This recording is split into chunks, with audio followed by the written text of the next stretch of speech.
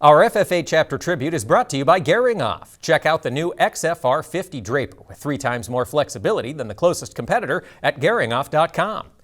Off, proudly built in the American heartland.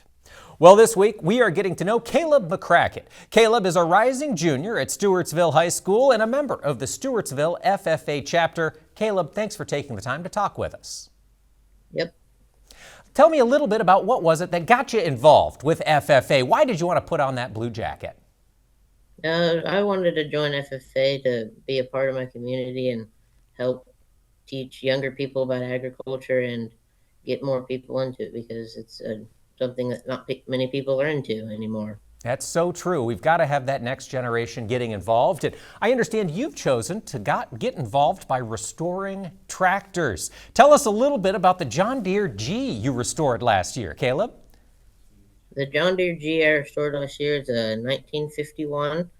It was bought by my dad because it was one of the tractors he had wanted for years and years. And I asked him if I could restore it, and he said that would be really great. Was that the first tractor you had the chance to restore? No, I've helped my parents restore many others before that. A lot of practice. Of course, that was the G. You had the chance to show that at the Missouri State Fair last year. Do you have any projects for the fair this year? Yes, I have a 1947 John Deere B that I am restoring for a very good family friend. That is fantastic. And how far along are you, Caleb? You getting close to having her rolling?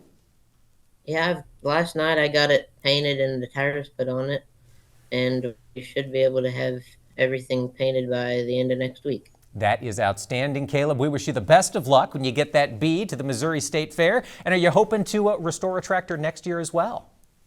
Yes, I do plan on restoring one. That is outstanding, Caleb. Thank you so much for taking the time to talk with us this year, and good luck at the Missouri State Fair, and keep restoring those classic tractors. Thank you.